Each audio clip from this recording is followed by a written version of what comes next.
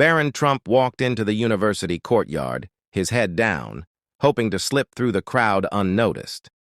He had enrolled at this Stanford University to escape the spotlight of his family name, but the group of guys in green varsity jackets had other plans. They spotted him immediately, their eyes narrowing with malicious intent. The leader, Ethan, a senior with a chip on his shoulder, stepped forward, his voice cutting through the morning chatter. Well, Trump. Think you're better than us, huh? Let's see how you handle a real welcome." Barron felt the tension rise as Ethan's crew closed in, their laughter sharp and cruel. He didn't know these guys were part of the Order of the Crest, a secret society that thrived on breaking students with influence, and Barron was their latest target. Ethan shoved Barron hard, forcing him to stumble back. The crowd of students parted, some pulling out their phones, eager for drama. Barron's heart raced, but his training took over.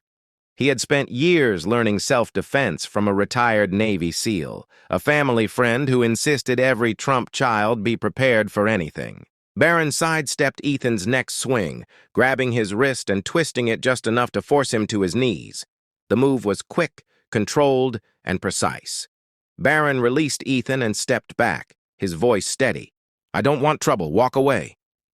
Ethan scrambled up, his face flushed with embarrassment, but his eyes burned with rage. "You'll pay for that, Trump. You have no idea who you're dealing with." Barron turned and headed to his class, the weight of Ethan's words lingering.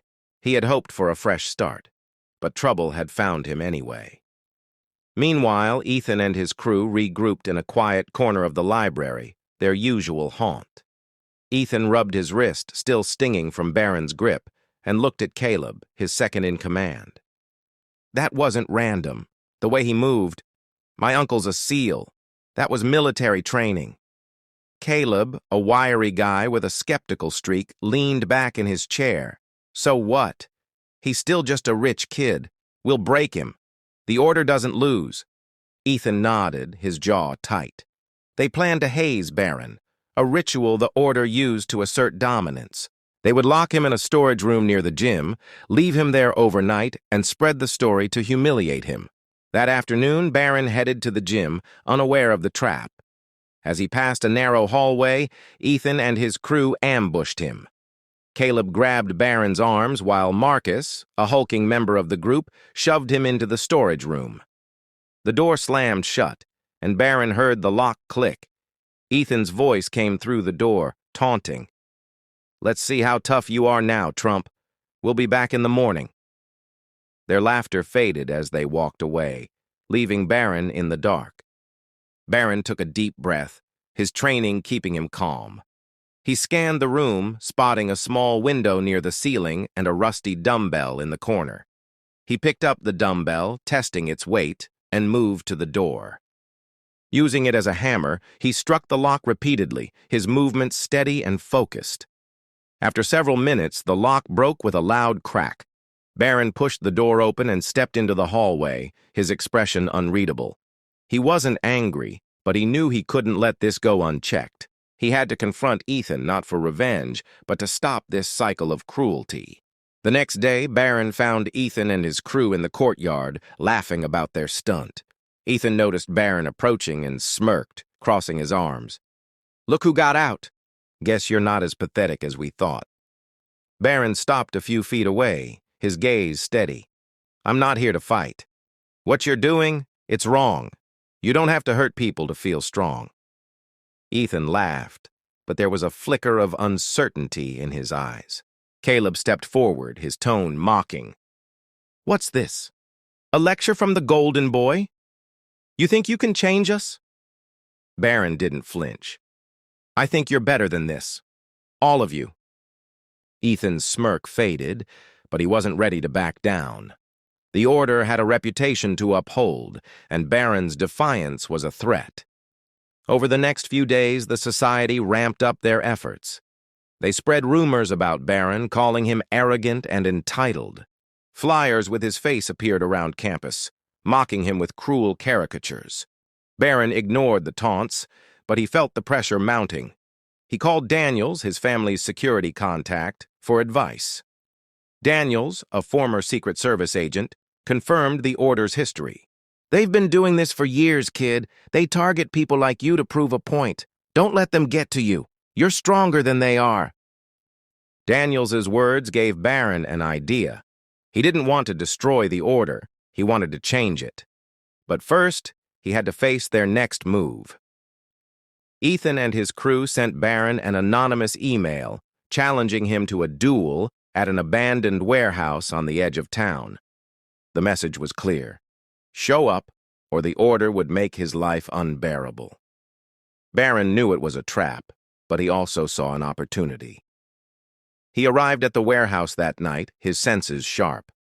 Inside, Ethan and a dozen other order members waited, their faces hidden behind black masks. Ethan stepped forward, his voice cold. "You've got nerve, Trump, but you're not leaving here unbroken." Ethan gestured to Victor, the order's best fighter. Ethan's voice came junior with a reputation for brutality. "Let's see how tough you are now, Trump," chanting Victor's name. "We'll be back in the morning." Victor lunged, their laughter aiming a heavy punch at Barron's face, leaving Barron in the dark, his movements fluid, and countered with a light push to Victor's chest, just enough to throw him off balance. Victor stumbled but came at Barron again, his fists swinging wildly. Barron sidestepped, grabbing Victor's arm and twisting it gently, forcing him to the ground without causing real harm. "I don't want to hurt you," Barron said, his voice calm. "This doesn't have to be a fight." Victor hesitated, his chest heaving, but the chanting from the order pushed him to get up. He charged again, and this time Barron used his training to subdue him fully, pinning him to the ground with a controlled hold. Victor struggled for a moment, then went still, his breathing heavy. Barron stood, turning to Ethan. "This isn't strength. Hurting people, breaking them, it makes you weak. Real strength is lifting others up, not tearing them down." The warehouse fell silent, the weight of Barron's words sinking in. Ethan's face twisted with anger, but he didn't move. Some of the order members shifted uncomfortably, their masks hiding their expressions. Barron walked out of the warehouse, leaving the society to grapple with his message. Over the next few days, he noticed a change on campus. The flyers stopped appearing, and the rumors about him quieted down. He didn't know if the order had backed off for good, but he hoped his words had planted a seed. Meanwhile, Ethan couldn't shake what Barron had said. He had joined the order to feel powerful, to escape the insecurity that had haunted him since high school. But Barron's actions, his refusal to fight with malice, his willingness to forgive, made Ethan question everything. A week later, Ethan approached Barron in the courtyard, alone this time. Barron tensed, ready for another confrontation, but Ethan raised his hands in surrender. "I'm not here to fight. I wanted to say I'm sorry for everything." Barron studied him, seeing the sincerity in his eyes. "Why the change?" Ethan looked down, his voice low. "What you said at the warehouse, it got to me. I've been a jerk, not just to you, but to a lot of people. I don't want to be that guy anymore." Barron nodded, a small smile breaking through. "It takes guts to admit that. I forgive you, Ethan. But it's not just about me. You've got to make things right with everyone you've hurt." Ethan swallowed hard, then extended his hand. "I will. I promise." Barron shook his hand, feeling a weight lift. Over the next few weeks, Ethan kept his word. He disbanded the Order of the Crest, confessing its activities to the university administration. He and his former crew reached out to students they had targeted, offering apologies and making amends. Barron watched the change unfold, a quiet pride in his chest. He had come to the university for a normal life, but he had found something better, a chance to make a difference. One afternoon, a freshman approached him, the same skinny kid with glasses who had been hazed by the order months earlier. "Thanks for what you did," the kid said, his voice steady. "You didn't just stop them, you showed them a better way. I think we all learned something from you." Barron smiled, clapping the kid on the shoulder. "We're all learning. That's what this place is for." As Barron walked to his next class, he felt a sense of peace. He had taught Ethan and the Order a powerful lesson. True strength comes from forgiveness, not vengeance. And in doing so, he had learned something too, that even in the face of cruelty, compassion could change hearts.